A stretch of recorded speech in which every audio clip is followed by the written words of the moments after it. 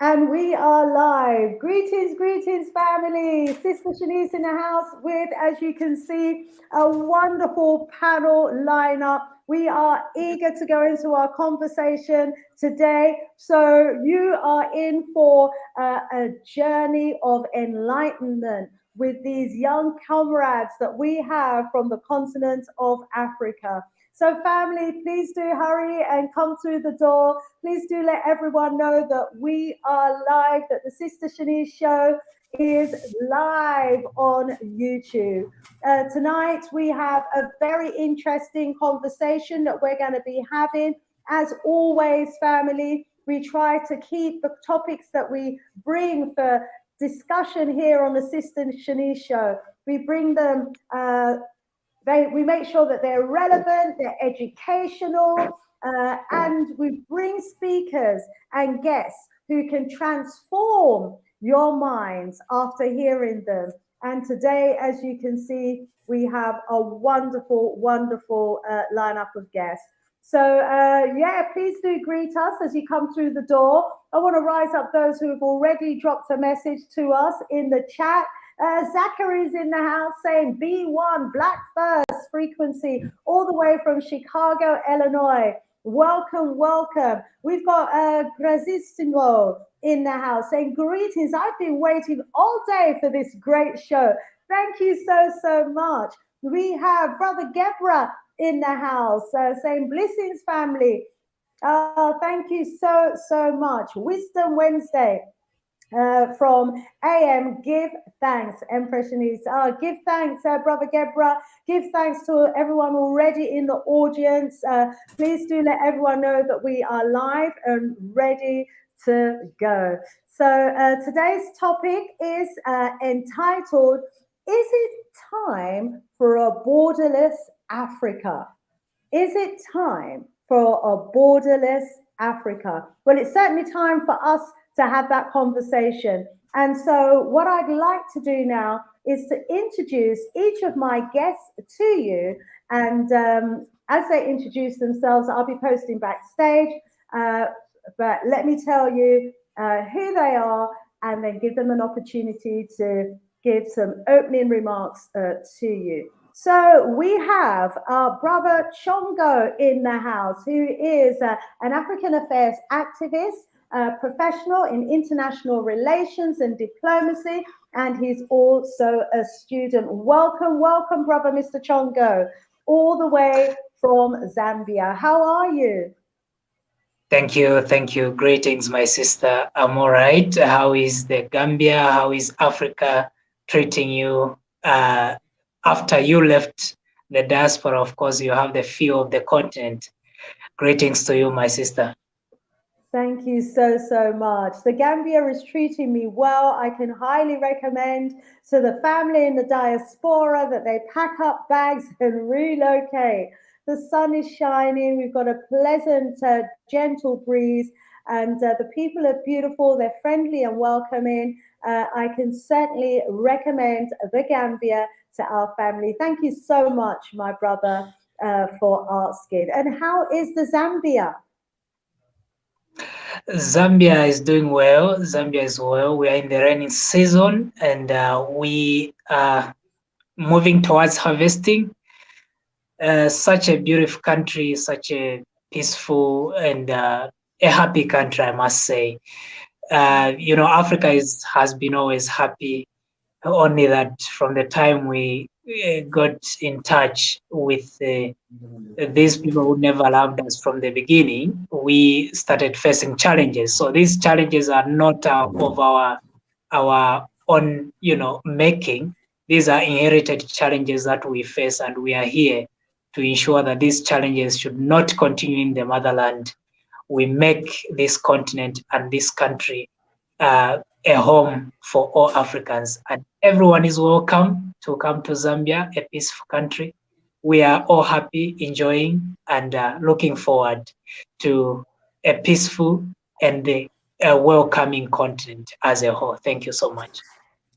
Thank you so much, my brother, and thank you for the invitation to Zambia as well. So it's rainy season in the Zambia. It's actually not rainy season here in the Gambia until around late June, July. And you said you're harvesting there. So, you know, as you harvest during this rainy season, as we were saying earlier, you should be supplying like the Gambia and regions like here that is not in its rainy season. And then when our rainy season, you know, starts, and then when we harvest, we should be then in turn supplying yourselves with foods and harvest. But you know, as we were saying earlier, I asked the brother, you know, where do you get your fruits and veg from? Please share with us the answer that you gave me, my brother. Where does Zambia get most of its fruits and veg from? Yes, my sister. I think this is the good point to start our conversation. When you look at Africa lacks nothing. Let's talk of land. Let's talk of a well-balanced weather. Everything is in Africa. Like everything that which the world may need, it's in Africa. But you'll find that most of our foodstuffs are not grown from here. As I speak to you now, Zambia does not produce a number of vegetables, a number of fruits. We import from South Africa. And when you go to South Africa, they don't have those farms that produces those fruits. South Africa imports from Europe. And then you ask yourself to say, where are we? Who are we then? Who are not able to produce our own food? So Zambia does not have adequate fruit. That is the fruits according to the standards of the current system. You know, let's say oranges, bananas, pineapples. These are the fruits that we can produce on our own, but we import from South Africa, and South Africa imports from Europe. That tells us something that really we have a lot to do. We have a lot to do. Let's say in is it in Uganda? In Uganda, there are pineapples. But those pineapples, it's very hard to have those pineapples reach Zambia here, unless the pineapples that comes from South Africa and South Africa brings from Europe. And if we can't feed ourselves, if we can't share food amongst ourselves between Zambia and Congo, and Zambia, Uganda, Zambia, Angola, or Zambia, the Gambia, we rely, you know, on the imports from Europe. Then we ask ourselves to say, why are we existing even in this continent? Because really, he who holds the food that you eat on a daily basis holds everything about you and controls everything about you, controls everything that you don't own anything for yourselves, because even food is being produced by the foreigners. So really, this is the challenge which we need to really focus on and ensure that when we begin to deal issues that are affecting the African continent, these are the number one issues we need to look at, to say, how do we ensure that the food that we eat, we manage it, we produce our own food, and we produce the food that is going to be health to ourselves, and the food that is not modified, genetically modified food, organic food. Africa is known to have to grow organic food. By now, we no longer eat. I don't even remember the time when I had my own organic food in Africa. All the food we eat is something that is imported and something that is genetically modified. So we have serious challenges. And when we are engaging in conversations like this, we really need to be honest with ourselves. Can everyone put their phone on mute? Elijah, please put your phone on mute. I'm getting some background noise. Not sure where it's coming from. Thank you. Please put your phone on mute, Elijah. Thank you. So yeah, please continue, Mr. Chongo. Yes, as I was saying, we really need to be honest with ourselves when we engage in conversations like this, because we always want to be politically correct, but the reality is otherwise. The reality is that we as Africans, we do not produce anything for ourselves in the current system. Many opportunities are there. You know, we have everything that it takes for us to feed ourselves and satisfy ourselves. But what is it that makes us not to do that which benefits us? What is it that stops us from doing the right thing for us to, you know, to dictate how health our countries should be? Recently, I was listening to the speech from the president of Uganda, who was saying that the food from the Western world does not meet the standards of the food of the African population. That is that is a clear message which should be sent to each and every African leader, to say the things they are subjecting us are not worth taking as a continent, as a population.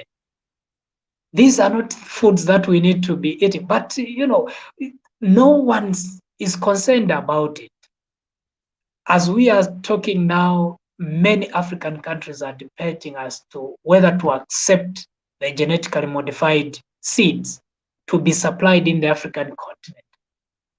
And all Africans, every African leader is dealing his own issues in the individual countries.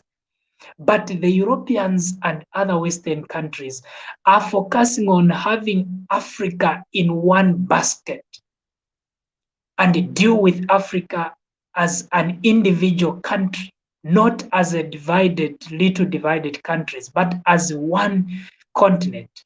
They want to deal with Africa as a one continent.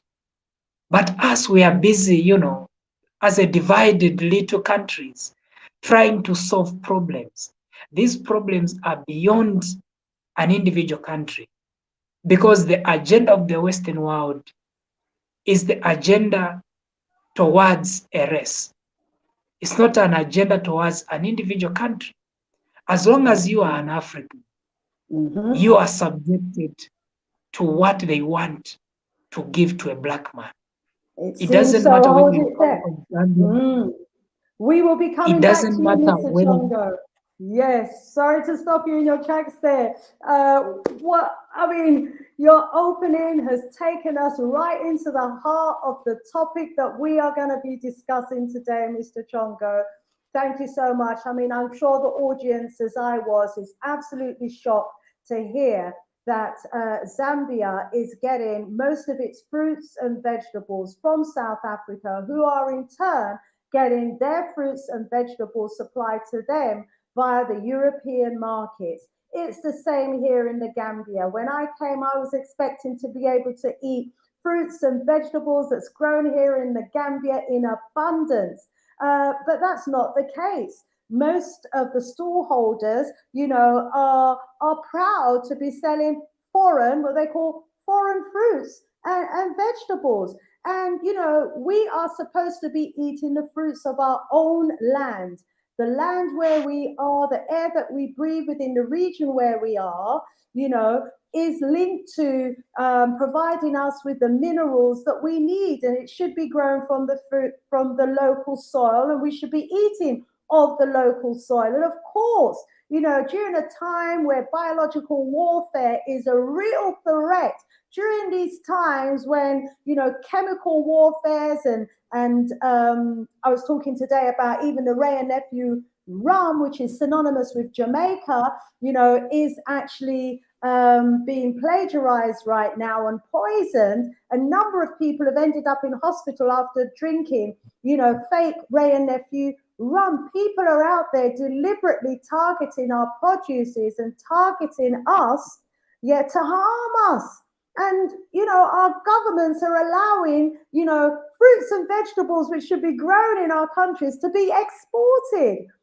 We're going to be going into this in a lot more detail. We're going to be coming around to you again, Mr. Chongo. I'm just going to continue with the introductions and opening remarks, and we'll be going back round the table.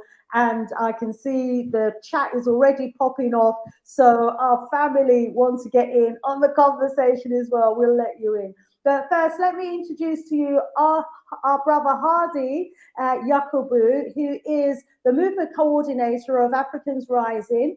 And he is also a Pan African movement mobilizer of Africans at a grassroots level for unity, justice, peace, and dignity. With over 40,000 individual and organizational members in 190 countries and territories in Africa and the diaspora, Hardy is a Pan-Africanist organizer and movement builder with core beliefs in social justice, respect for human rights, African solidarity and grassroots power. Before joining the African Rising, he was the fighter general of the Economic Fighters League in Ghana, which has helped over recent years in the political reawakening of especially young people in the country. He describes himself as an incrumerist. Hardy believes in the unification of Africa through which we can build the strength and resilience required to not only withstand the shocks of the times, but to deliver the long-awaited prosperity to Africans whose lands are abound in riches whilst we remain poor. Welcome, welcome, Brother Hardy, to the Sister Shanice Show platform. Please take yourself off mute. How are you? Thank you, Sister Shanice. Greetings to all comrades. Greetings to all African family in Africa and the diaspora. I'm happy to know that you are in Africa, in the Gambia. You are in the neighborhood, yeah, West African neighborhood. So welcome. Thank I you. hope you get some good jollof. Um, some good It's not jollof. Jollof here. It's Benachin, Yassa, and Domado. Very little Yes, Jollof. I like to come to the yes, to but Ghana for what we call jollof is actually originated from Senegambia. Um, yeah, so known by all a the different noise name. about Ghana jollof versus Nigeria jollof is just noise. It actually originates from Senegambia. And Oh, Senegal and Gambia are virtually the same. oh yes, Mm, yes. One um, people. with with The with with whole of Africa. like the whole of Africa, and with the sort of division and very parochial and senseless division, I must say, by the Europeans during the 1884 Berlin Conference, um, that divided peoples, Mhm, making Senegal, which ended up under French colonial brutality, and the mhm, Gambia under English colonial brutality and mhm, exploitation. Um, a lot more will be said about this in the discussion, but when you travel to Gambia and Senegal, you really see the ridiculousness and the absolute disregard for the oneness of people that these borders represent, and why mhm, it is necessary to completely dismantle them and to ensure that um, we do away very quickly, very rapidly, with these legacies of colonial exploitation. Um, and I'm happy to be to be living in a time when young people are awakening to the imperative of a united Africa and a borderless Africa, because that is the only panacea to our predicament of constantly um, constantly a people who are constantly disrespected, trampled upon, and exploited. And we mhm, must say at the outset that as African people, our nature our upbringing, our culture is not one of oppression. Our nature does not agree with oppression. We welcome people, we welcome everybody, and sometimes we even do that to our own detriment. That is just our nature. So when we seek to unite for the purpose of strength and power, we seek to do that just so that we can deter the hawks from catching our chickens, not so that we can oppress others. We want to make sure that whoever, whenever the, uh, the elephants want to fight, we do not become the harmless grass that suffers. We can stand on our own and deter all those people who want to oppress us.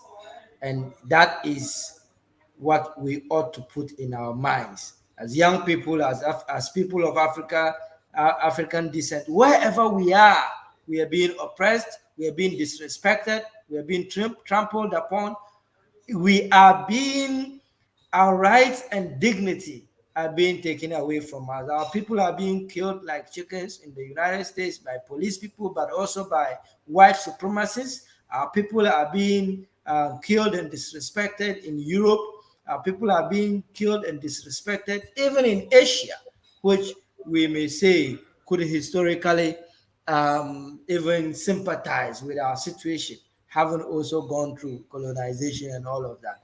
But it is necessary that we come together in order to build the strength to deter people or those who want to disrespect us, and to ensure that there is the possibility of consequence when people disrespect us, because human beings only respect consequence. If whatever human beings can do and get away with it, they will do it. And you need to be capable of meting out some consequence if people disrespect you.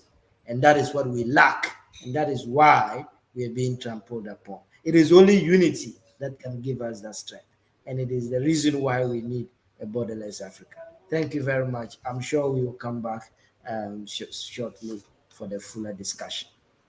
Thank you very much, Brother Hardy. And I wonder if I could ask you the question as well. You're in Ghana there, part of the Western Coast, which is, is very green and luscious. Where do you get your fruits and vegetables from? Is it largely imported or homegrown? Well, we do it. Okay, it's funny because if you go to a lot of the supermarkets, and there's been research on this, a lot of the goods are imported. If you go to the supermarket, in terms of the local markets, the local African markets, we have African market, and we have these malls and exploitative supermarkets that are there. A lot of the tomatoes and onions and beans and stuff like that that you find is either from um, a little of it from up north in the northern part of Ghana, or from Burkina Faso. And Burkina Faso does so well in production of um, of tomatoes, for example. Niger also exports some onions to Ghana. So for those of such basic things, we do get them from either within or from the neighboring, our neighbors within the sub-region.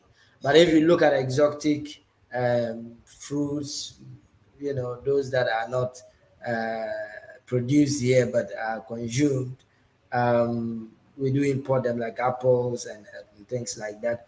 There's also a large import, I think, of bananas and things like that. We have huge and significant abundance and production of coconuts. Um, that we also take. So it's a bit of a mix. But I would left to me alone, there will be absolutely no import of any fruits of any sort. First of all, they are not healthy. Secondly, they are they add to our trade deficit, putting pressure on our currencies. Because you need dollars to import these things into the economy, and then they come in and they drive inflation as well. Because so long as you have the foreign exchange being in favor of the dollar, things that are going to be imported are going to be more expensive than those that are produced locally. And then you find that in the end, it drives inflation and makes cost of living even higher for the local population. Exactly. And, we're bolstering someone else's economy at our own expense. Imagine, I've seen the situation where I am here in the Gambia, and I'm finding that now, just from this show, that it's a very similar situation in Zambia and even to a large extent in Ghana as well. Two very fertile parts of the continent that could be growing a whole range of fruits and vegetables and supplying the African market. But we're going to come back to, the potential benefits of a borderless Africa and the importance of us trading with each other in a very short while. I'm just going to introduce our third guest that we have on the panel today. We have Brother Elijah Luck, who is the Deputy Chairperson of Africa United Movement based in South Sudan. Welcome, my brother, all the way from South Sudan. Please take yourself off mute and join us. How are you? Thank you, Sister Shishana and everybody. So I really appreciate the time of the African son and daughter who have joined today live. So thank you very much. This is Elijah from Southern Sudan, the younger nation in Africa. So God bless everybody, and God bless all the elders of Africa who have joined us, listening us today. So I want to highlight something which is very important for the Africa bordering of the African people, which is a very interesting point for all of us. As you get an introduction from Sister Shishana, I'm also an human rights activist in South Sudan. As I also starting my journey to be an African United Movement advocate in the East Africa in 2021. So thank you for those who are listening us today. The topic of today, we are talking about the borderless of the African people. Because we already come across, experience a lot of challenges that are affecting everybody. Wherever you are in Africa, is affecting you. So I can also appreciate my brothers and sisters who are in the diaspora, is training us and also giving us more experience on how we can manage to come and understand the unity of the African people, which is very important. So one of the problems that I have put in my mind, and I get it, it is very difficult for the African people to unite. I have a four main agenda that I think if we think as we the African people to go forward, we have to think about this point. One is we need to synthesize our political system in the African people, because we, the African people, we are facing a lot in terms of our political framework, in terms of the democracies in our own country. So that's why we are facing a lot of problem, because we have not synthesized our political system in our own country, in our continent as African people. So that was one. The third one is a policy framework. our policies framework, because I'm coming from background of professional of public administration. As I learned so far how people of the African people can come together and can also develop the framework of the policies that can guide and that can manage the resource of the African people, which is something very important for African people. We need to put the policies framework for African people, because as you learn from my brother say that we are not producing our own product, and also we are not even developing a business to our own country within African people, that we are facing a lot of challenges. So this is one. And then the third one is we need to synthesize our colonization treaties that has been posed and that has been put in place in Africa, which is the most dangerous policies that has been imposed in the African continent. Because now when you look at now the African people, we are not in the same policies, and we are not in the same governance in terms of uniting ourselves, in terms of governing in our people, in terms of sharing the information, sharing many things in our own continent. So we are facing a lot of things, and that is why we have a different political leaders in the country, in the continent. So people are not understanding one another. The African has been divided into many parts to make it easy for the Western world and then to control our society, which we are ruling, and which is one of the problems. As you can see, I'm speaking in different political context, which is much different with Kenyan, and we are much different with Uganda, which also much different with Congo, and also in Northern Arabi country. So that policy is how can we unite ourselves? How can we synthesize these policies for African people to move forward or to unite themselves, and then have a one system that they develop with one contact of the proposal that they really need to do. Another one is we need to synthesize our continental business plan, how we share our business platform within Africa, because we are actually being in a colonization framework.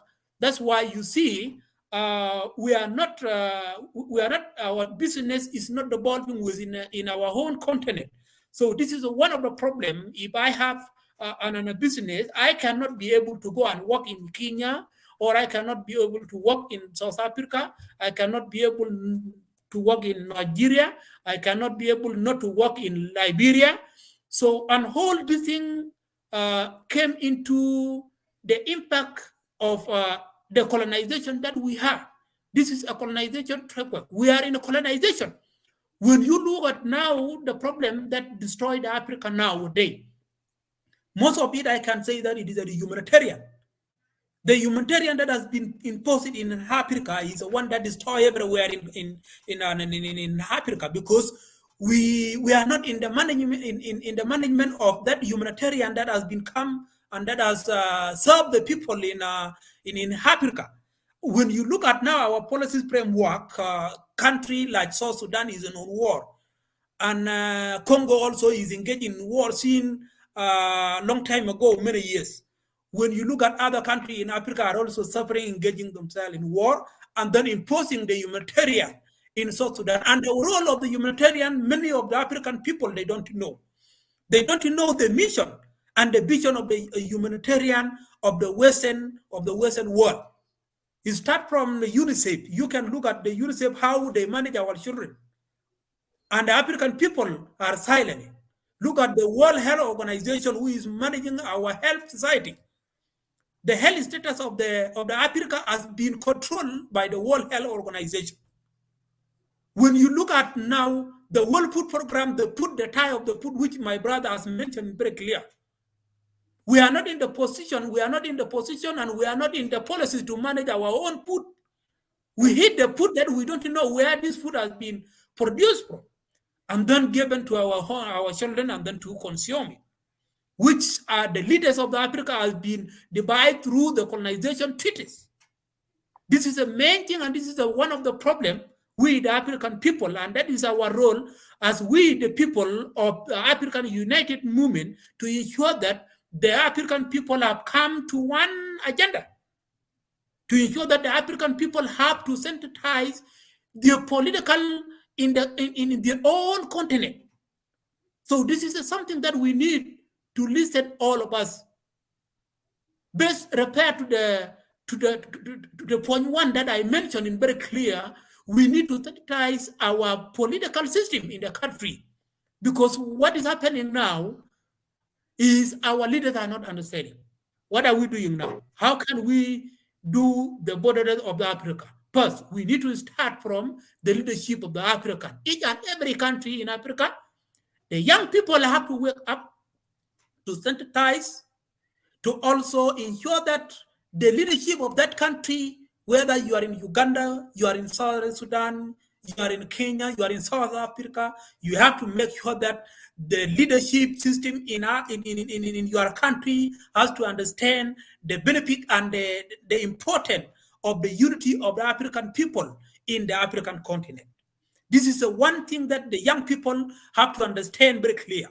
We will not go forward whenever we did not win the mind and the role from African leaders. So this is one I can stop from here. And thank you very much. My name is Legend Luke. Thank you very much. Thank you very much. Oops, I'm not off yet here. Yeah, thank you very much, Brother Elijah, as well, for your opening there. You know, 3 formidable openings by our young panelists. Oh, this gives my heart such joy to hear the views and opinions of the young people on the continent, and to know that they are doing great work in transforming the minds of other young people on the continent. It means that the leadership of tomorrow, if it's from those who have the mindset of the young people that we have on the panel today, Africa will be seeing a new day in time to come. And I'm so glad that we picked up on the issue of food. Fruits and vegetables, daily commodities, something that we consume on a daily basis. And as Brother Elijah reminded us, we don't know who's producing these foods. We don't know what's going into these foods. What we do know is that there is a lot of money to be made in our ill health. Because if the continent's citizens are sick, then that is big money for the pharmaceuticals and the likes of the World Health Organization that has been mentioned already, that is in operation in Sudan. So clearly, you know, our former colonizers have a lot to gain from maintaining control over our economies and over our health and over our political system. You know, they have a huge amount to gain. And we are the losers in all of this. And as Brother Elijah was just saying there, we are still very much within the colonization framework. And we've got to get ourselves out of that framework. And I think the borderless Africa trading among itself, you know, and this new approach and this vision that we're talking about now has the potential to transform Africa for the future. I'm just going to welcome the audience and take a few of their comments, and then we're going to go back into the topic for discussion today and invite each of our panelists to speak again. So welcome to each and every one of you that is in the house. It says 66 of you are watching live, and I know that there are hundreds of you who are behind at the moment, so your numbers are not coming up, but we welcome you. Try and catch us live so that you can be part of the live chat and debate. So we've got Brother Malanga in the house, who has already started outlining some of the issues and challenges that we face on the continent that we need to be constantly reminding ourselves of. And he cites the AU as one of the major obstacles on the continent, because it's having to report to the EU. What kind of nonsense is that?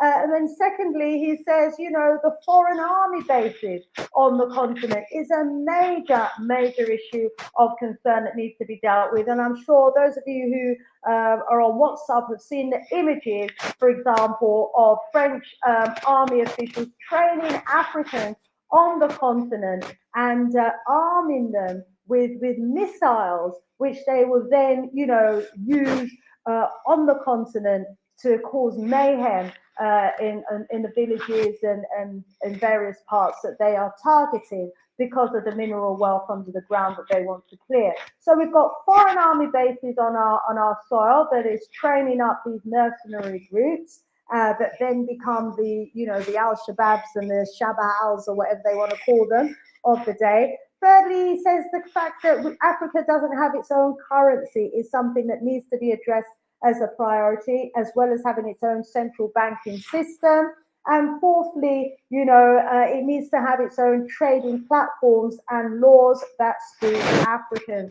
I don't think any of us would disagree with any of that, my brother Malanga. Thank you for that. Kwame Aboje, welcome. And he reminds us that at the end of the day, Mama Africa Land has so much to offer. Yes, we'd all also be in agreement with that. Let's see what else we've got.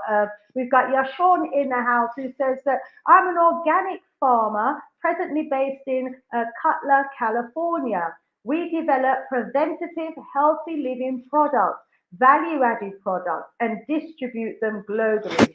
You know, these are the links that we need to be making. We've got to establish, family, our own production line, our own distribution networks. We have got to start trading among ourselves. We need to be encouraging our young people as well to become the growers and the farmers of tomorrow. And we need to be educating our people why it's so important that we eat homegrown produces and eat our own homegrown foods. You know, we have been indoctrinated to see foreign products as superior to our own without realizing that we are just leaving ourselves wide open to be poisoned and at the same time crashing our own economies. Let's take one or two more comments before we go back. Thank you, everybody in the house. We've got family watching from South Africa, from America, from the UK, and various parts of the world. This one here, beautiful Amo, thank you, says as long as it's between us, Black Africans who are in full agreement, then it would be great. It's time we started benefiting positively from our minerals, our raw materials, and natural produces. And I'm sure we would all, those of us on the panel, agree with that as well. Welcome, Unapologetic. Welcome, Brother Geb. Welcome, Leighton, as well. He says to a few of the names can remain, including where also, so this was a bit of a discussion that was going on about a name for the continent, renaming the continent of Africa back to its original name. And yeah, so thank you all, everyone, for the comments that's coming into the chat. I'll go back and I'll bring some more of your comments into the conversation today. Okay, let's go back to the discussion that we are talking about today. A very important topic for conversation.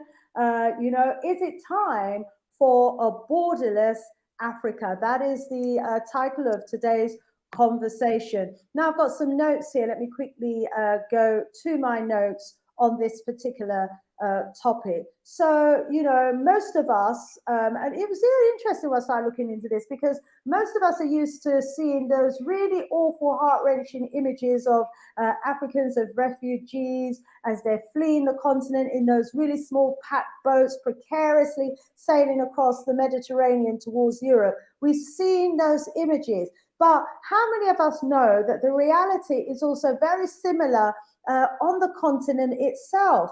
whilst there are parts of Africa that are enjoying peace and tranquility and normality on a day-to-day life, there are other parts of Africa where, and we've heard it from our panel members today, where there's wars going on its borders. They've been ravaged with, these mercenary groups that are coming in and causing mayhem and murdering people in the villages, etc. And people are consequently having to flee their homes. And of course, we have, a lot of young people on the continent who want to try and travel to find greener pastures, somewhere where they can channel their skills and energies and work to make a decent living for themselves and for their family.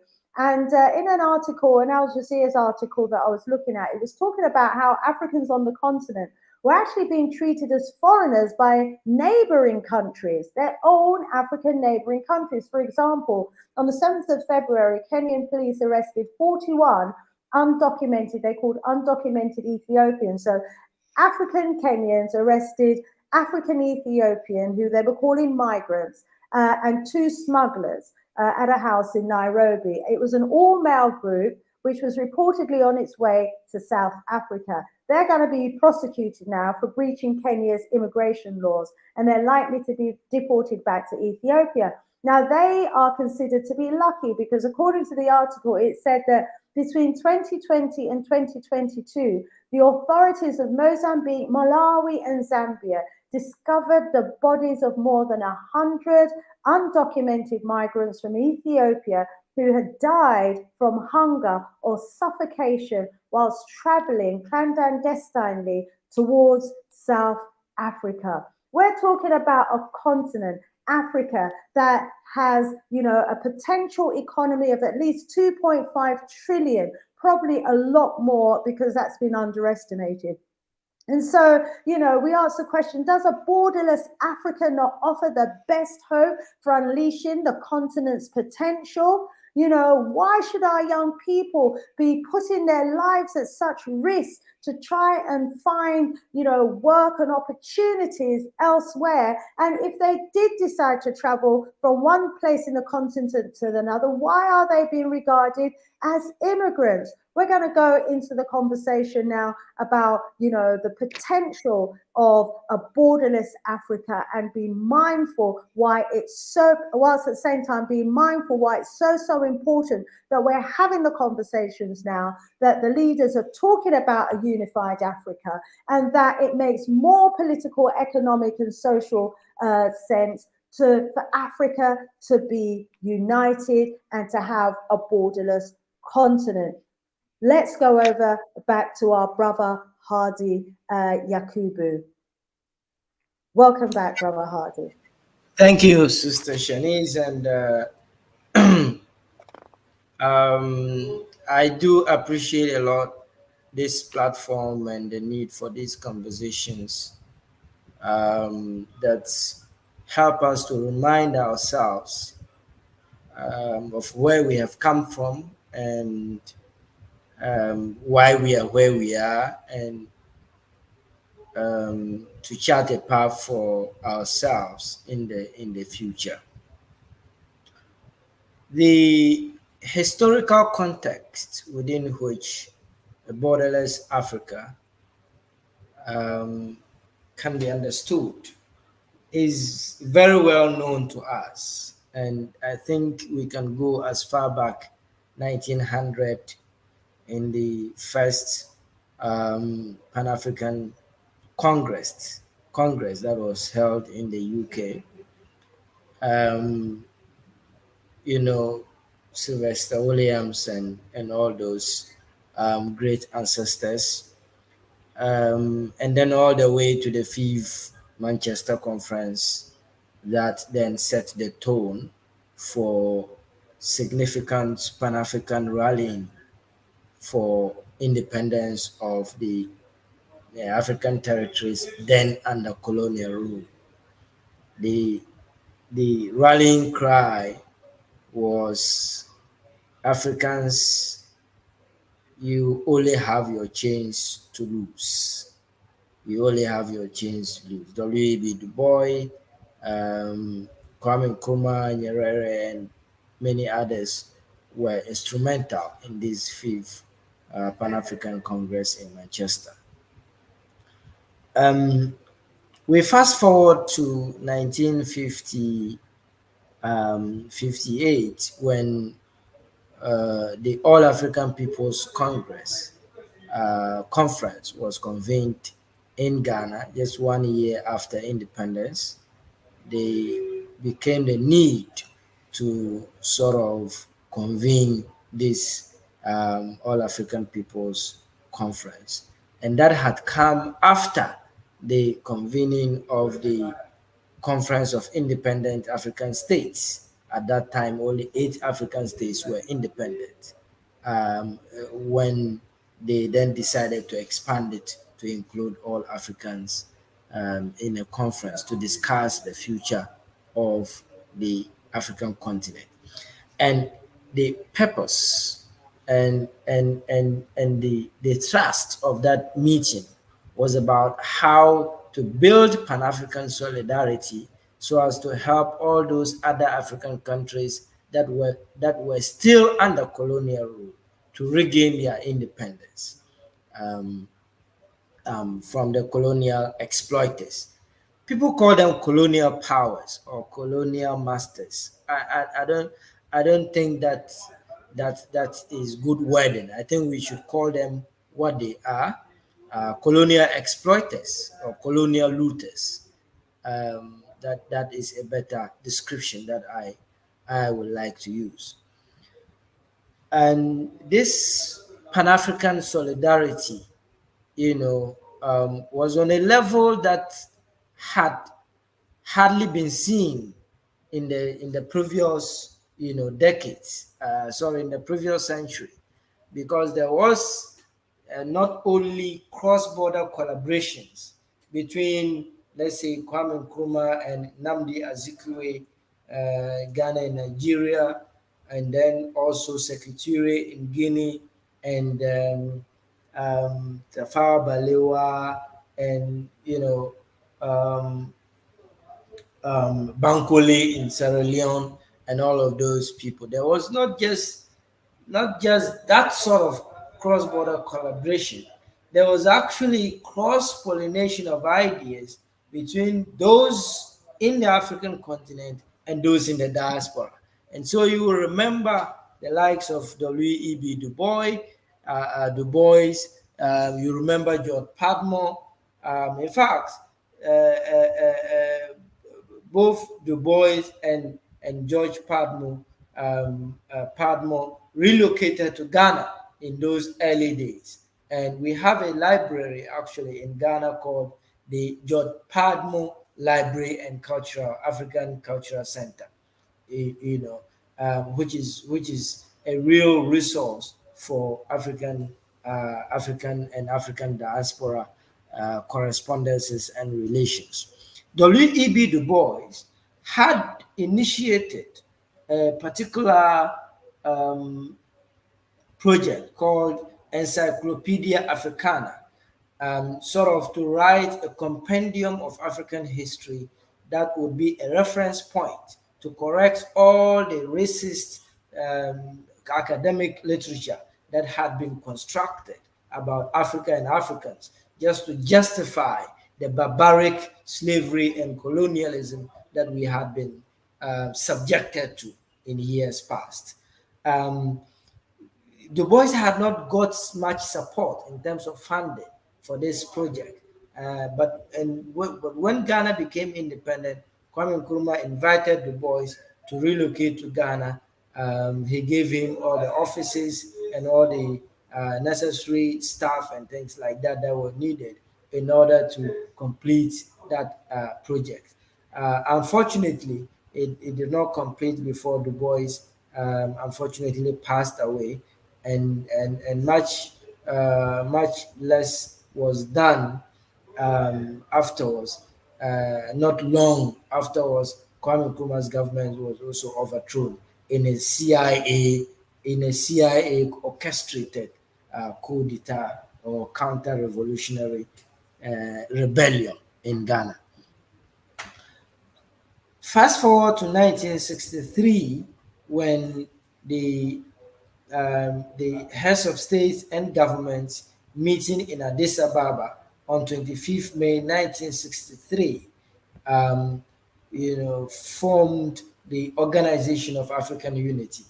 And here again, let me just pause and give a little historical context and background, because the fervor for African unity had become so center stage in those days of much political discourse that they emerged two schools of thought.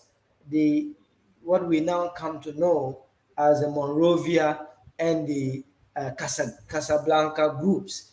The one group that was called the radical group, led by Kwame Nkrumah, which demanded that Africa must unite immediately at that time. And this was 60 years ago, Sister Shanice. And then the gradualist group that was led by Julius Nyerere, which believed that it was necessary to take things gradually and to pursue unity first from regional perspectives and then to the continental level. And that was the intellectual background for the formation of regional groups like ECOWAS, SADC, and all those others. Kwame Nkrumah and his group, including Secretary Modibo Keita of Mali and all those, believed that further forming these regional groups will further balkanize Africa and make it even more difficult for any form of unity.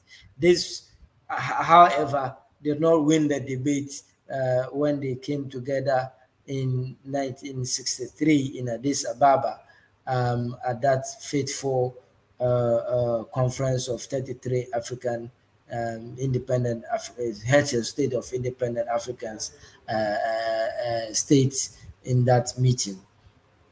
Because a lot of these heads of states were very afraid of losing their power, the power that they had recently gained,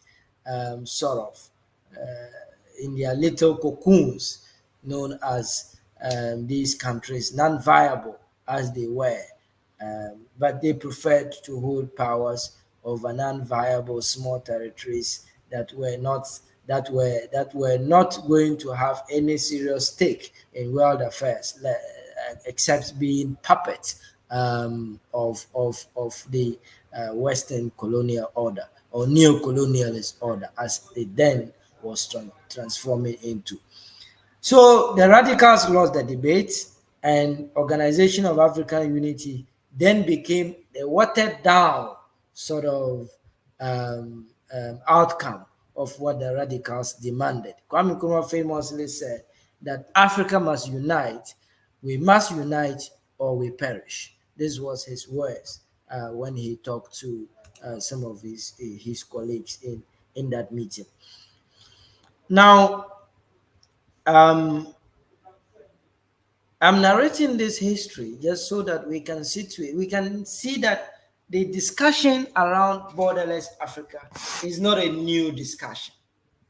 It is a discussion that has gone on for decades. It is a discussion that has been passed down to us from generations of ancestors, grandfathers, and grandmothers. And we are talking about it now, not out of not because we are crazy or because we are, some rabble rousers, but because we appreciate the logic and wisdom that our ancestors and forefathers and foremothers had in initiating this discussion in the first place. And why did we come to the point where we actually need to talk about borderless Africa? And that takes us back, even before all these happenings, to 1884, 1885 Berlin Conference in Germany, when von Bismarck,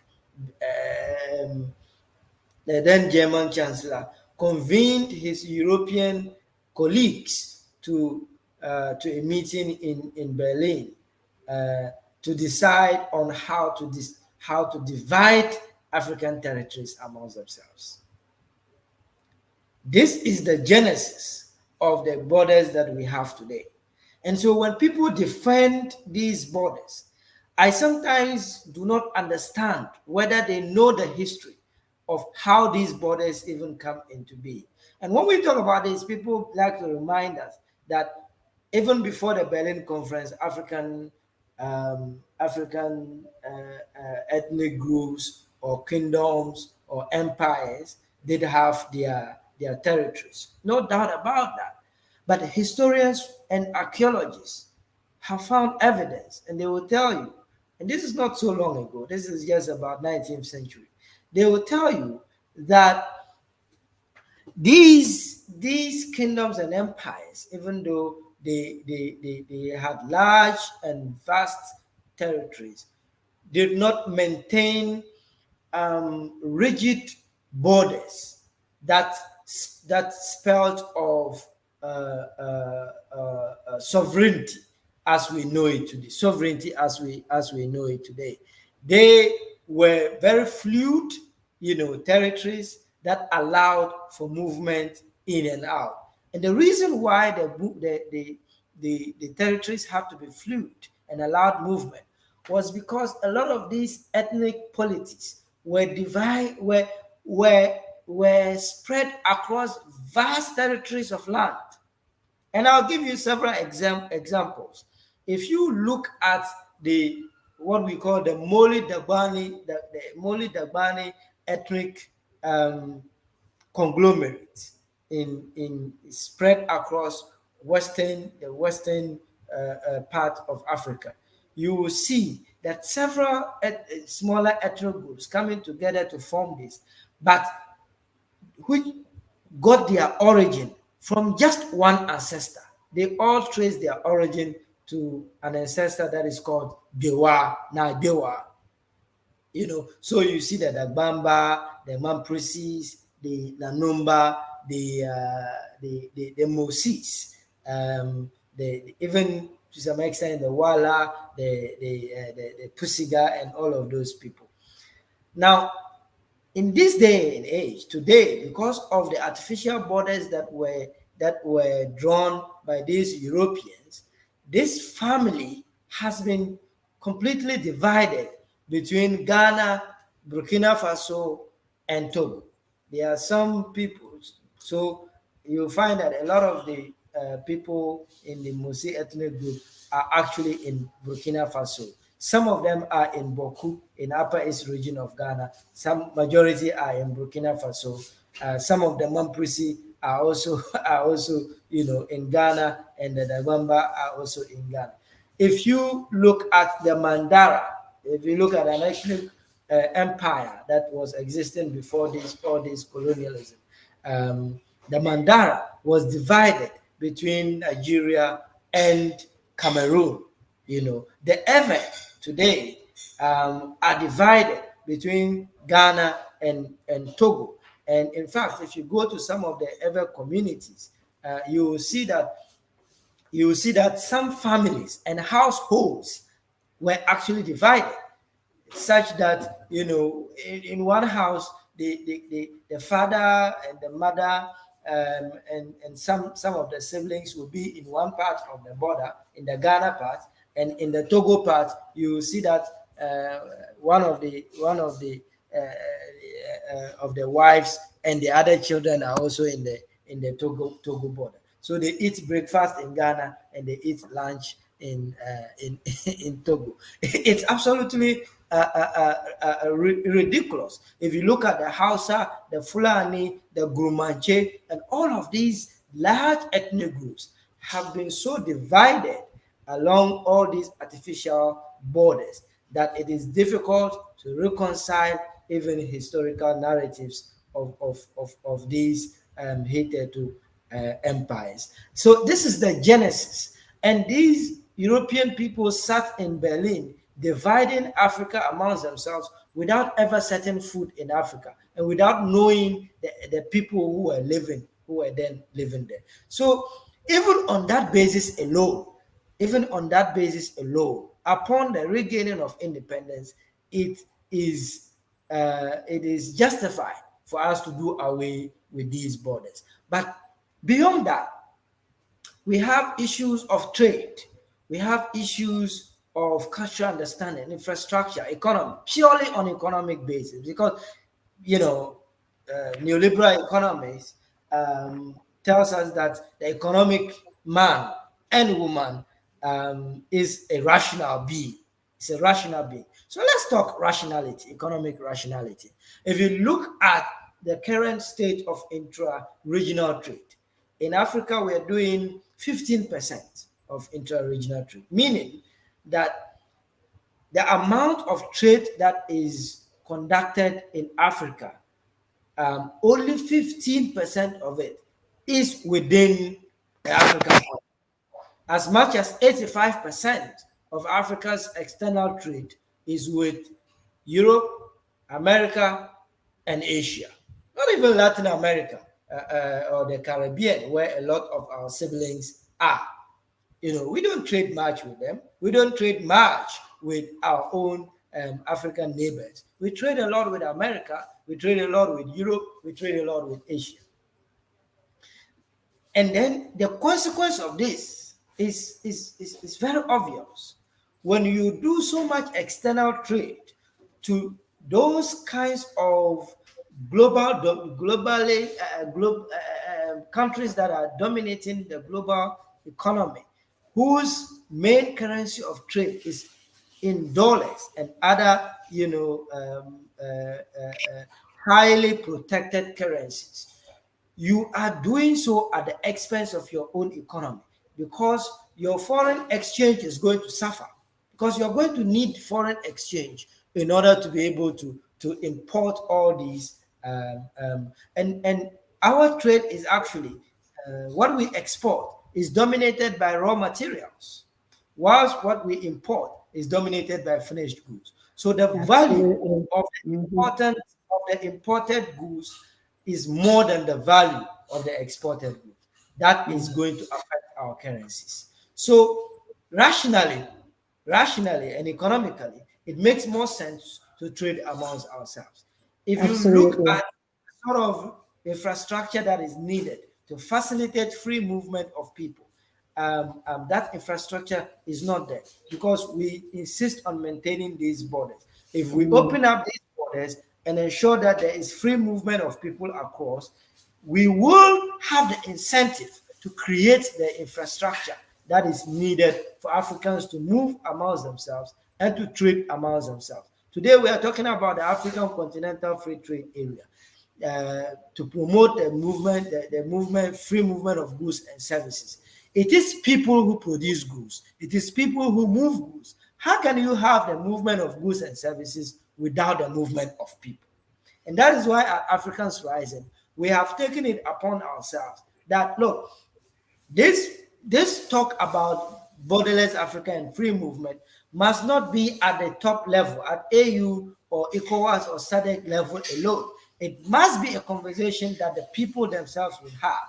And we are taking it to movements on the ground, grassroots mobilization that is going to bring movement, that is going to bring the people in the conversation.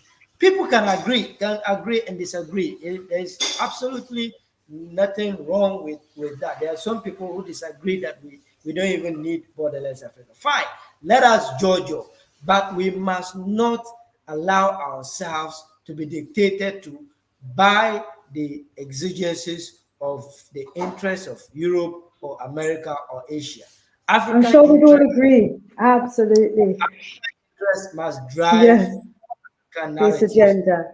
Yeah. We need Thank you now, and we need it this minute. Actually, we shouldn't waste 1 minute more in achieving a borderless Africa. Wow. Thank you, Brother Hardy.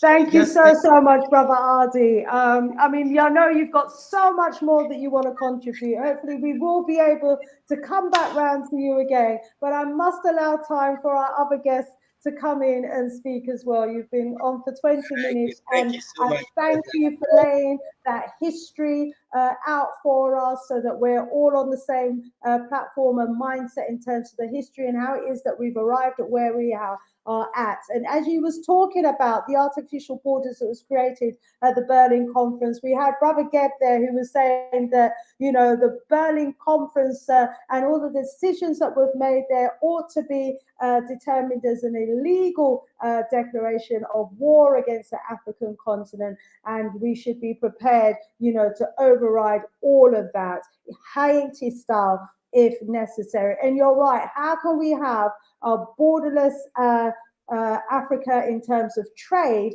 if it doesn't also come with, you know, a borderless movement of people? And I think the worry is that the people are not going to be moving to do trade, but are going to be moving to look for jobs, because the education that most Africans and us, wherever we are in the world, have had is an education that has just prepared us to serve our former, and I like what you said, not colonial masters, our former colonial exploiters and our colonial looters. So we've all been trained to service the looters and to continue to allow them to exploit. So there has to be a huge educational program and a major change in terms of how we apply our skills and talents, so that when we move, we are moving goods and finished produces, and we're bringing trade around the continent, and we're not just moving to become,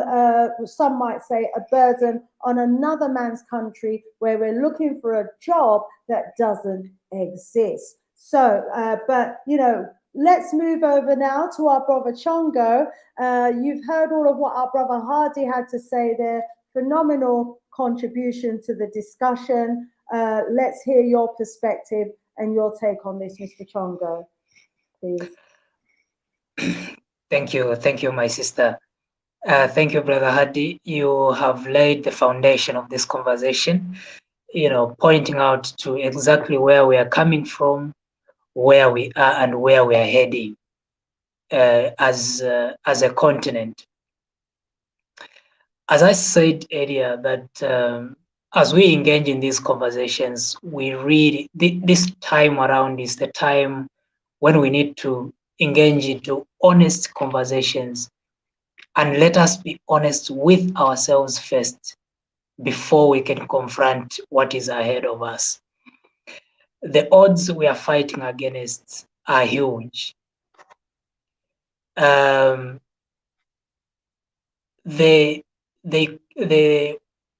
figures of the GDP of Africa, the GDP Africa needs to rise, is equivalent to what can bring down the entire economic system of the Western world. And the Western world cannot just give that so easily to say, Africa unite and bring down our economy. They cannot. And remember, they have worked 500 plus years building the system they are using now to oppress the entire African continent. So and this is something which we are missing whenever we begin to engage in this conversation. We are not really honest with ourselves. Yes, Africa needs to unite now. And we needed to unite yesterday. But we have been watching and looking at something that is holding us back. We have not been able to address the real issue, the real challenge, and the real cause of our disunity today.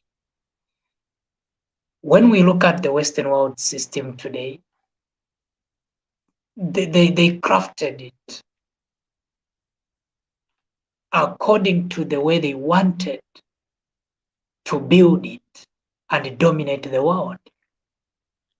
We did not build this system we are using to govern and run our affairs today. We are using the system the Western world crafted. Here we are today. We have presidents who inherited the formation of the colonial system called the presidency today. They got powers from our kings and sat in those administrations, which were overseas administrations. Then the president sat in those systems and they continued to run governments. It's fine. They are our leaders. But what about the entire machinery they are using to run our affairs? The entire machinery they are using to run our governments. How is it working to address the challenges facing the indigenous Africans? The day we answer this question is the day we are going to solve the problem, because even if, yes, we move towards the unity of the African continent without putting things in place before having a borderless continent, even the leadership in a borderless continent will still be trapped in the system which was designed to oppress Africa, because we will have less control on the monetary policies, the banking systems, the stock exchanges, the markets will not have control of those things. So even if we open up Africa today, if we don't reset, if we do not reset the system we are using to run our affairs, a borderless Africa will still be trapped and dictated by the Western world. As we, in the current political space in the African continent, we have presidents who are being governed by the rich elites. The rich elites runs governments. Let nobody cheat us as Africans. It is the rich elites that runs governments everywhere. When you go to United States of America, we have the rich elites who runs the federal government, the Federal Reserves. Those Federal Reserves are the ones that, they have the central bank that controls the entire American economy. And once the Federal Reserve withheld the finances, America can elect whoever leader they want, but that leader will never succeed, because the Federal Reserve and the central bank of the rich elites has withheld and captured the economy. America will stop, will not move forward.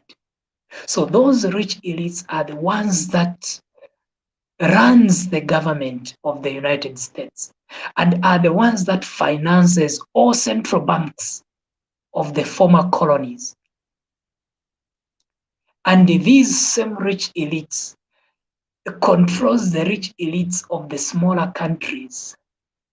So let's say Zambia, Ghana, Congo, Namibia, and these other countries, they all have their own small rich elites in their countries. Those rich elites are the ones that controls the presidents.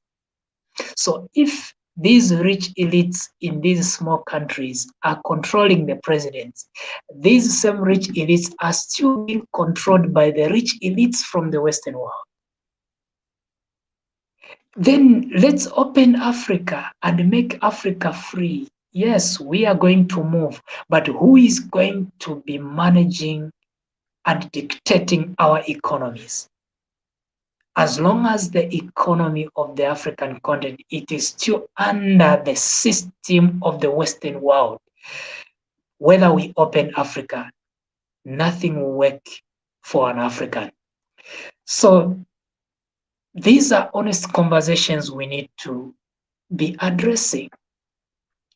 The Western world today has societies, has underground operatives that ensures that each government is dictated to accept policies that works against them. We have the CIAs, we have the Bilderbergs, we have the KGBs, we have the Freemasons. We have these are things we need to be talking about, because these societies, these CIAs are the ones that are responsible of getting rid of any radical leader, of any leader who moves towards emancipating Africa in the African continent. These are the operatives that are tasked to get rid of any African president that goes against the Western world policies. And because of this, our leaders are afraid to implement the policies that are going to work according to the aspirations of an African. If we don't address these things, the Western world does not care how many words we are going to talk and speak at any platform. As long as they hold the system, as long as the CIA is still in charge at state houses, as long as the CIA is still in charge of training our military personnel, as long as the KGBs are still in charge of training our militaries, we are not here. We are not going to emancipate Africa. Because if the military is being trained by the CIA, the intelligence of the country is still trained by the CIA, what amount of pressure can I put to the military today to ensure that this system breaks down and Africa unites? We had powerful people like Colonel Muammar Gaddafi, who had his financial muscles, who had all his powers, all his country military behind him. The CIA still penetrated and got rid of him because he went against the Western world policy. But we seem to be deliberately ignoring these facts, that this is the reality of the African continent. The system we have today, it is still vulnerable to the aggressiveness of the CIA. The systems our presidents, our leaders are sitting, it is vulnerable to the KGBs. It is vulnerable to the Freemasons, the ones that hold the Western world policies. They are still, our presidents, our leaders are vulnerable to these things. If we don't talk about these things, forget about liberating Africa, forget about uniting Africa. So, being honest to ourselves is what will liberate Africa. Let us begin to put these things out there so that we begin to engage into true conversations as to, do we have a system that is going to challenge the CIA when they want to depopulate Africa through biological warfares? Do we have a system that is going to fight against, that is going to stand against those forces? Do we have that system today? As long as we are still under the mess of the industry, the medical industries in the Western world, forget about liberating Africa. As long as we are still relying on the medications that are being produced by the CIA-funded pharmaceuticals in the Western world. Forget about liberating Africa, because today we can rise up and say, liberate Africa, fight and dismantle the presidency or dismantle these borders. If it goes against the boundary, the policies of the Western world, the pharmaceuticals will be funded and given the medication that is going to depopulate Africa. We are still vulnerable. Let us move towards building the system that is going to challenge the existing forces. And these existing forces are the same system that I have mentioned here. Let us look at the rich elites of the Western world, are the first funders of the wars that we are seeing today. The elites are the perpetrators of all the violences we have been seeing in the African continent, are the funders of the wars we are seeing in the Western, in the African continent. Let's look at the wars which are happening in the East African community. There is a heavy conflict there. Who are behind that conflict? We see presidents quarreling here and there. The president of Congo and the president of Rwanda, they have been, they have been exchange of words. But they know that there are outside forces that are behind these conflicts. How hard is it that two presidents can stand and say enough is enough? Let us withdraw our people and see who is pulling strings so that these conflicts can continue. Are you telling me that our presidents cannot declare end to a minority group that is terrorizing East African community when they have the entire East African community army? They have those powers, they can command. But the odds and the forces that are behind that conflict are the operatives of the secret societies of the Western world. So if we are not going to be honest and address these issues, we must forget about liberating Africa. Therefore, I have been passionate about building the systems that are fashioned or formed to liberate Africa. We need to start by revising the policies at the president's level. What are our foreign policies at president's level? How do our countries relate with the so-called superpowers today? What is the foreign policy of the African continent today at the African Union? If we answer that question, we'll find where we are lacking.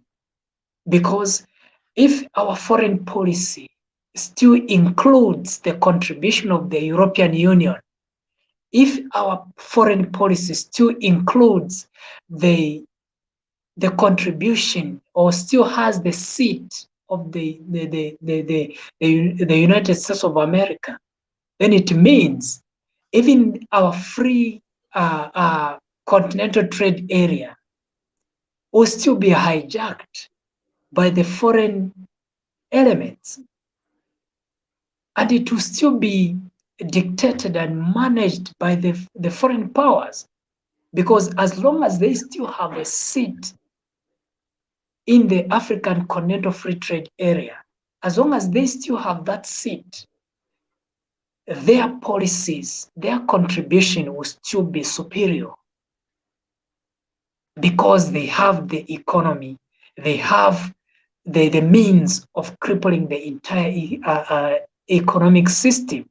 So as long as we still have a space for them in our deliberations towards the African Continental Free Trade Area, they will still hijack our system. We need,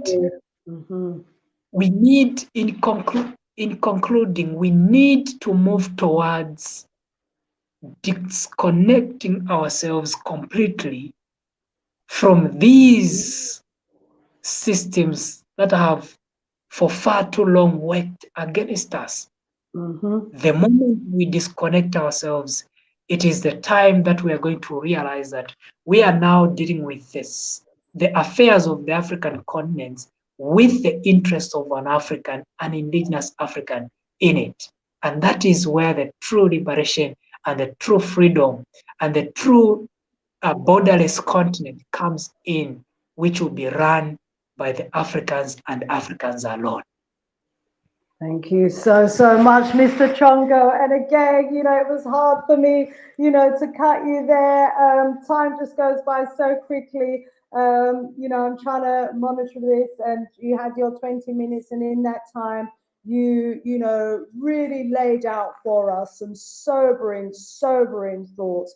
And you're right, we do need to be honest with ourselves and look at the political situation, look at the policies, look at the systems, and come to the realization that the systems that we're using, that's functioning, that's enabling our economies to function, our food to move around, that manages our medical systems, etc., they're not our systems. These people, when they left Africa, they left behind their systems, and we took up their systems, and we've continued working with them around our necks, and we need to get rid of them. But obviously, we need to put something else in its place. And that's what you're talking about. We need to be focusing on building our own independent systems. Absolutely phenomenal presentation there. Absolutely agree. We've got to disconnect ourselves from those former colonialists, those colonial looters. Let's bring in Brother Elijah, who's been waiting very patiently to make a contribution today. If I may just apologize and come in here, I would have to say bye to our friends and you, sadly and unfortunately. It's getting a bit into time here, and as you know, tomorrow is the start of the Ramadan. I need to make some preparations for the dawn. So it's rather unfortunate. I was enjoying the show and the great conversation. We were looking forward to coming back to you as well, Brother Hardy, but we will have to invite you back because there is so much more in you that we wanted to hear, my brother. It pains me to cut you as well. Right. Thank you so much. We will be continuing. Thank you so much, and thank you to everybody. Thank you. Thank you so much. Happy Ramadan as well. One love, one love. One love, my brother. Thank you. Brother Elijah, let's bring you on, and thank you so much, my brother, for your patience. Thank you very much. Let me greet again the new participant who have just joined for the live. Thank you very much, and I also appreciate the comments that have been put by my brothers Hida and also Shango and Sister Shanya. And then thank you very much. This is a very important discussion. I'm coming up again, and I'm trying to put and highlight some important thing that the African people have to take the note about it. And I need to say that and the African people, we are not a mental, and we are also a human being like other people in the world. So, and the African people has understood very well the unity and the concept of the African movement from the grassroots rebel. It is very clear, say, by our previous leaders, Kwame Nkrumah, Julian Nyerere, and Muammar Gaddafi, Robin Mugabe. So many leaders has already put the vision of the African people in the table. The problem from us, there is nothing much that I can say about what our leaders say, because all the people of the African have heard what our leaders put forward before some of us were born. So it is very clear the vision of the African people has kept up and has been started long time ago. So it is not a new agenda, as my colleague mentioned it very clear. It is not a new agenda for us. The problem is whenever we need to come for unity or borderless of the African, we need to understand the problem. Whenever we understand the problem of the African people, what is our problem? This is whereby we will understand the unity of the African. So, and I can say that our problem is like this. Since the people of the African people have formed the African Union, the African people never ask themselves, why is it easy for a Western world to easily access Africa? And it is hard for African people to easily access the Western world. And all these things are being referred to a political strategy that has been imposed in African region. That is why it is very hard nowadays for African people to go to Europe, to go to America, to go to wherever in the world. The African people never ask themselves, what is the problem? And we call ourselves, we are a people from different united of country. It is very hard for me to go to America, and there is a lot of policies that has been put in place. And for us, our leaders are not taking note about that. Why the African Union never asked the question, why is it very hard for African people to easily go and access Europe? You can come, you can see now the African or the Western world, very easy to go to Rwanda, very easy to go for tourism in Uganda, very easy to go to tourism in Tanzania, very easy to go to South Africa to access whatever and discover whatever they want to discover there. But we, the African people, we have never had time to reach out, access Europe, study, discover whatever we need for the benefit of Africa. They take the benefit from Africa to the Western world.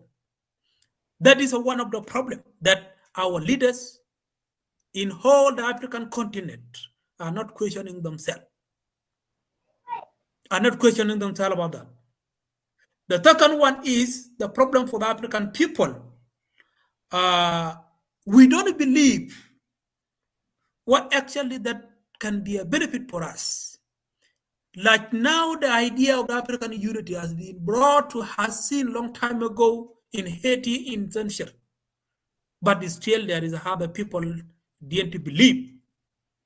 They don't believe because we have been put in the program of colonization. Instead to go through a decolonization, but we are still a colonization. That is a problem. The people are not understanding the unity of Africa because we are still in parallel. We are still in a different political route. Kenya is not 100% to understand the unity of Africa. South Sudan is not easy for them then to understand the unity of Africa. Look at now Congo. That is a problem from us. Why? It's because we already been divided through the political system. We are not in the same. We are not in the same manner. We are not in the same mindset. That is one. Lack of focuses. We are not focusing in our national or in our continental strategic plan.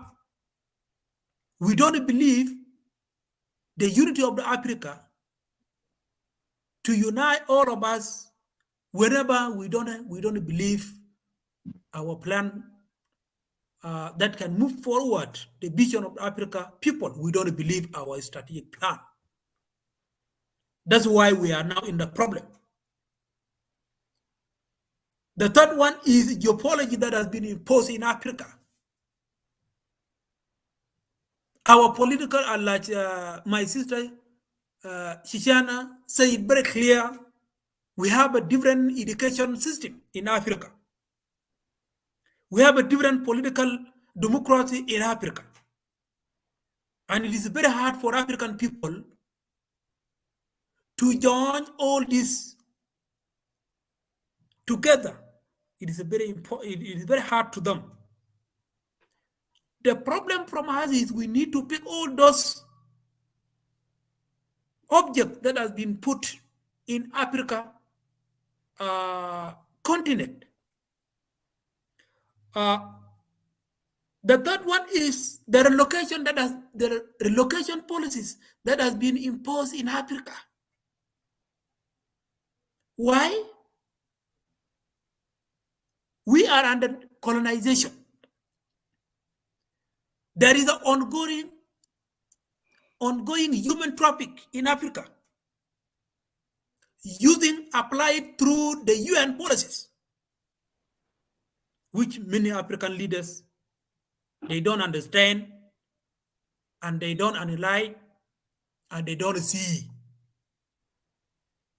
These UN policies, which is termed as an refugees relocation, asylum seeker. These policies, it is very dangerous, and it is a human traffic, and it's really a violation of human rights in the world. Because that policies, they destroy our country to ensure that our people move out of Africa to go and adopt it, a different cultural heritage in Western world in order to change the generation to the generation to the generation to the generation. And that policies we don't see. Why are they doing that? For them to ensure that the people of Africa has been displaced in Africa, they have to create a war in Africa. That's why now the African countries are now subjecting themselves into a conflict. South Sudan is at war. 1 million of people are in the refugees. Congo is at war. Thousands of people displaced. Burundi is on war. 1 million of people displaced. Where do these people go? They go to America. The concept is to become desperate in their country, to persuade and claim we are not being faithful in our country, and our leaders are not faithful to honor us. And these policies has been put in the leadership system. What they have been targeting is, they look at the framework policies of the country, they look at the opposition, they give a different policies framework through a material, so that they will keep engaging the country in war. People will not understand them themselves. People will not even see their future. People will not even see what will come tomorrow. Now they engage themselves in war. That's why you see now the president and his opposition engaging on war. The honorary citizens of that country are dying. Some get displaced. Some go to America. Some go to Europe. That was a technique. That is a geopolitics technique that has been imposed in Africa, which our leaders, they don't see. That's why I'm referring my question to African Union. Seeing the African Union has been formed, what are they doing? The policies of Africa has to ensure that the United Nations refugees policies have to be displaced person in Africa. For us to move forward as we the African people, we need to eliminate the policies of the refugees. I cannot be an refugee in my own continent, in my own country. It's an impossible, and it's a violation of humanity rights. What caused me to be an refugee in my country, in my own continent? As you can learn now so far from a United Nations report, 1,000 of people are now displacement people in their own country, live in desperate, live in hunger, live in death within their own country, and there's no even solution for that. They're trying to impose what is called a peace negotiation to all those political parties, but which is on a business platform that has been put in Africa. What kind of peace? People, a human being, understanding people, discuss for the period of 8 years or 9 years without success. African people. It's not because our leaders are bad. It's not because our leaders are blind. It's not because our leaders, they don't have a capacity to rule Africa. It is the policies that destroy them. It is a policy that destroys us. Look at now for how many years their plan is to ensure that in the next period of 100 years, the African has changed. This is what America and this is what Russia, this is what China do. To engage for us in the war, instead for us to engage ourselves in the developmental idea that can help and that can develop Africa. They have to engage us on war. We are educated like them. The more educated people in the world are African people. But they use our mind because we are not seeing what actually be our future for tomorrow. And I do say, my leaders, they are not bad leaders. My leaders, they have a mind, they have a capacity. But the problem is the policies, which we are not understanding and we are not seeing. Kwame Nkrumah said it very clear, in the next period of 50 years, the African people must unite. Patrick Lumumba spoke loudly how for us to understand the policy that has been put in Africa.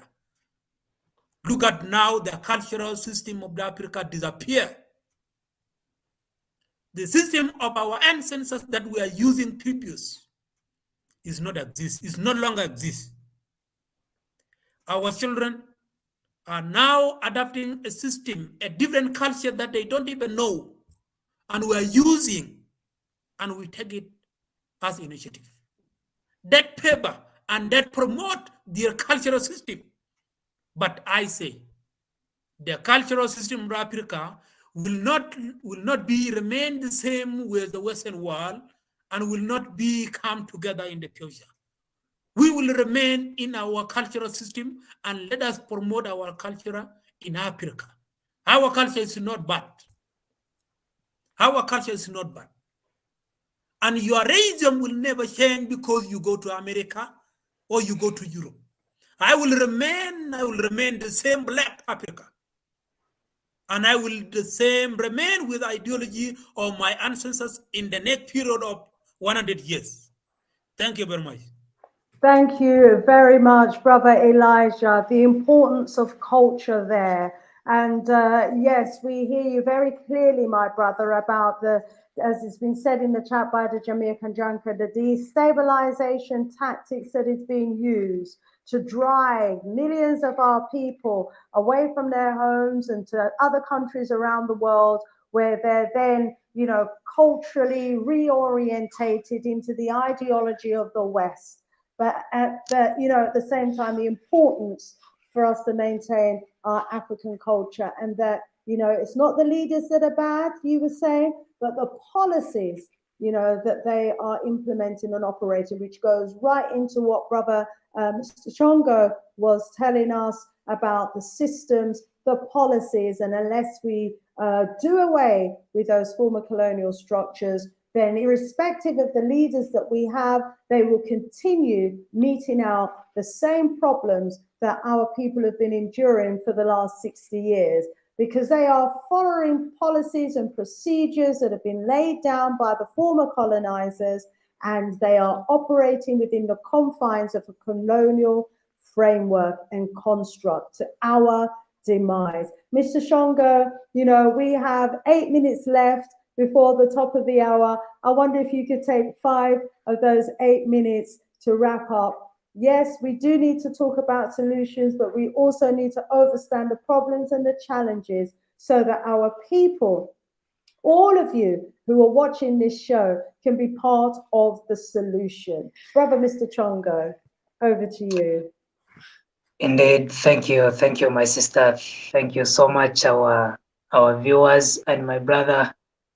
You have raised important issues where we really need to look at areas as a continent, because we are a continent of a huge diverse of you know, cultures, traditions.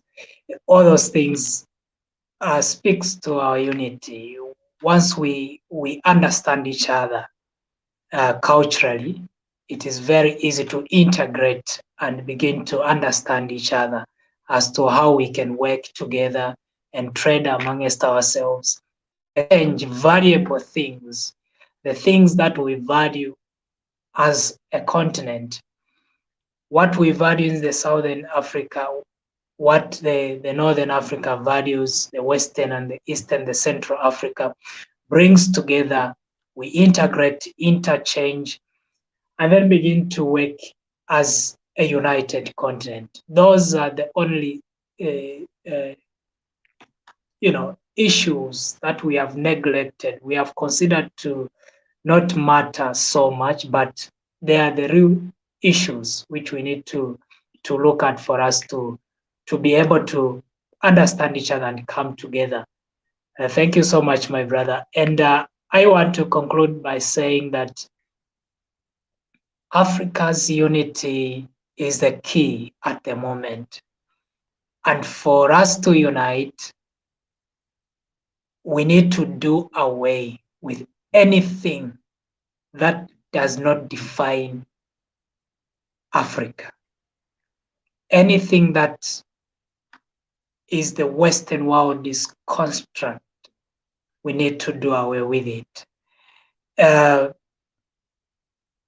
When we talk of our resources, even the way we are going to use our resources, it should be used within our culture, within our own,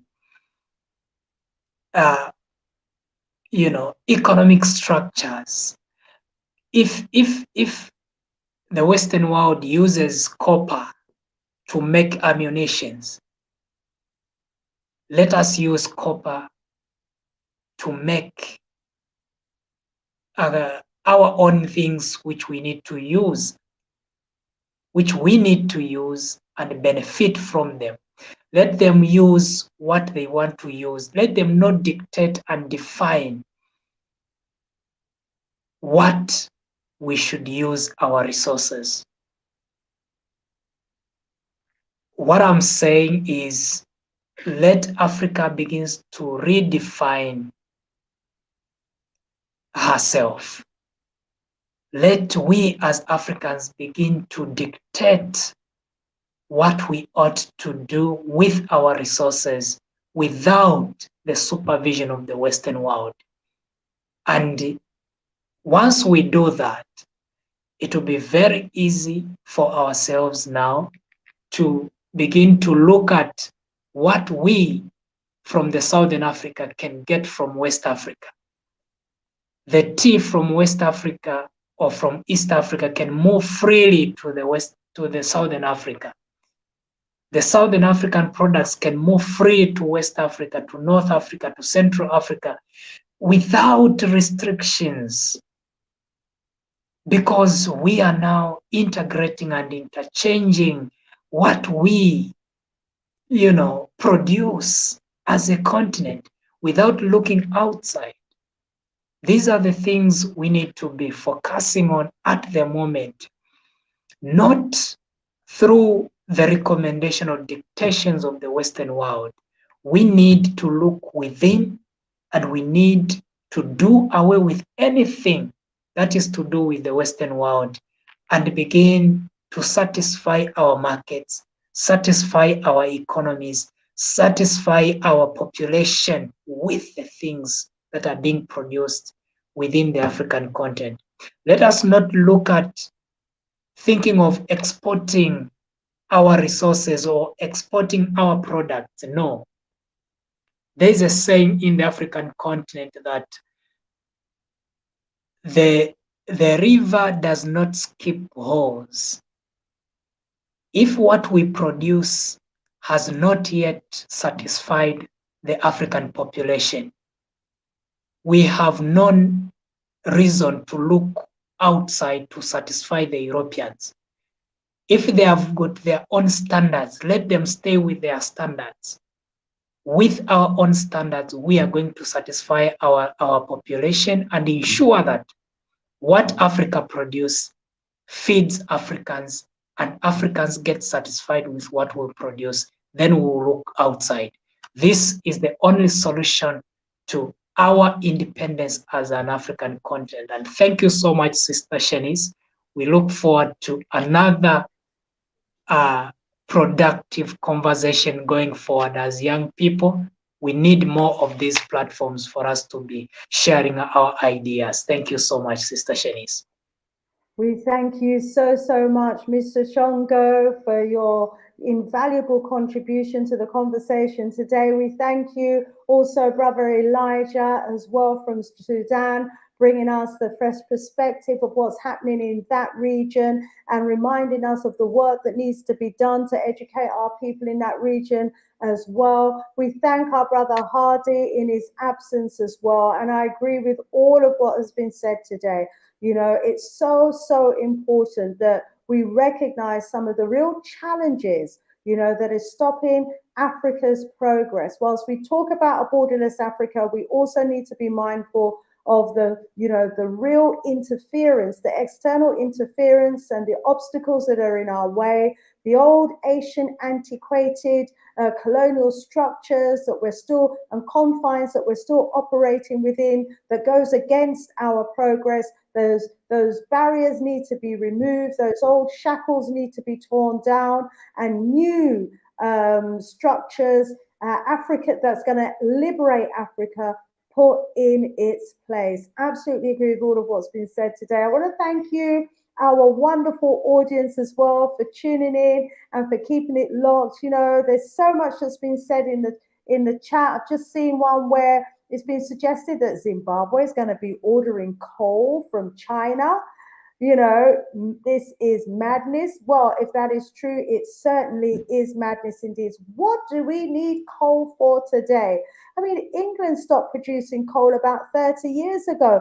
That is ancient. It's antiquated. We're moving on now to new renewable energy, and we want to be leading on renewable energy, not going down the old paths of the former colonialists and their antiquated means of energy.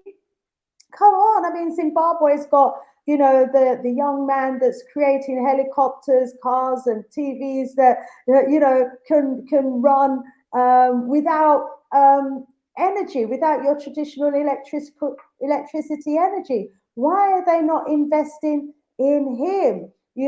We have to, as Mr. Chongo was saying, invest in our own cultural way. Africa has a beautiful culture, a very colorful culture. We have, thousands of varieties of beautiful ways of doing things.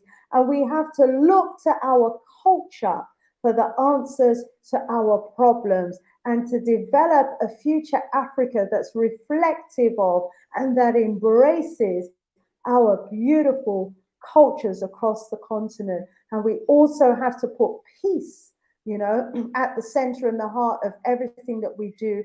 And we also need to see each other as brothers and sisters, and therefore not want to harm a hair of the head of any one of our family members. And then no matter how much arms and ammunition is put in our cupboards, if we love each other enough, we would never use it on each other, and it would eradicate the conflicts that we're experiencing in some of these regions. Well, I'm tearing myself away, family. There's so much great comments in the chat. We could have an entire show just going through the comments and discussing, some of the points that you have all been making. But you know what? I've seen you've been having a great conversation amongst yourselves as well. You are educating each other, you're informing each other, you're sharing your views and opinions and the knowledge that you have with each other in the chat. And to all those that come and watch this program after today, we'll see the comments that have been made and we'll take, I'm sure, many of them on board as well. So thank you so, so much to our young leaders of tomorrow, Brother Elijah, Mr. Chongo, and Brother Hardy in his absence. I thank you so much. Just to let you know that next strong, we've got Dr. Kafusa Anki Bahanka coming back at us, and he's going to be talking about buck breaking over 2 sessions. And he says that key to our liberation is understanding the Ma'afa and the global impact that has had on us as Africans. It's a painful place to go, but he says we need to go there because unless we understand what happened to us during the Ma'afa, we will not be able to move forward as a people. So join us next strong, next Ujama Day, next Wisdom Wednesday, 8 p.m. GMT time for another Sister Shanice show. Thank you, everybody. Sister Shanice out of here for now. More love, more strength, more voodoo power.